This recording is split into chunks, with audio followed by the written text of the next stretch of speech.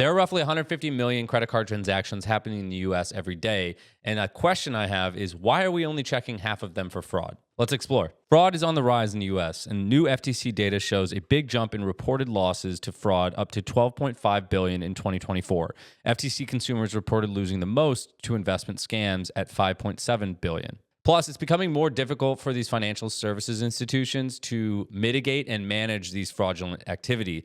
$3, $4, $5 is spent for every dollar lost to fraud. And there is obviously several factors to this: data pipelines, data analytics, training models, mitigating false positives. But I want to talk about one key thing, and that is, where are we doing fraud detection? As Parsley24 says, the problem with fraud isn't so much if it's caught, but when. And that when points to the difference between batch and real-time fraud detection. And because of data pipelines, data replication, and data movement, the when is really dictated by where. And fraud happens where transactions take place. So although batch can be more cost effective, it happens on a different server, likely x86, either on-prem or in the cloud. And with the fast and evolving changes to threats, even something like a TikTok trend. Okay, so they called, said that you were doing some suspicious activity. The industry is moving towards real-time fraud detection. Yet those solutions are often more costly and require very deep integration to core systems. Which brings me to my question of, would it not make more sense to conduct the fraud detection where the transactions take place, typically on IBM Z? So this is really a fit-for-purpose question, and it's nothing new for financial services.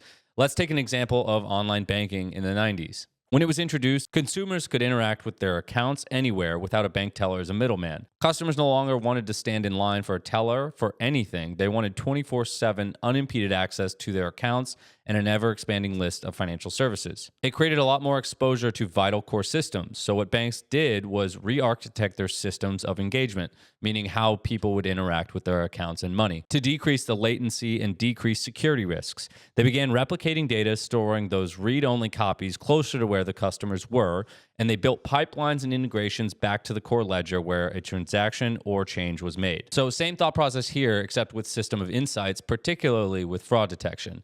And it makes sense how AI models have traditionally been trained and executed on cloud or on-prem data lakes. It's made sense to execute fraud detection models there. Plus, Z hardware and software hadn't been optimized for AI inferencing inside the transaction itself until recently. IBM's Telum chip and SPRY accelerator now allows mainframes to process up to 228,000 credit card transactions per second within 6 millisecond response times. And what that means, simply, is it makes sense to move those fraud detection models to where the transactions take place versus batching those transactions and moving them to where the AI model lives. It's a game changer. You remove the cost of data pipelines and integrations, which can also fail.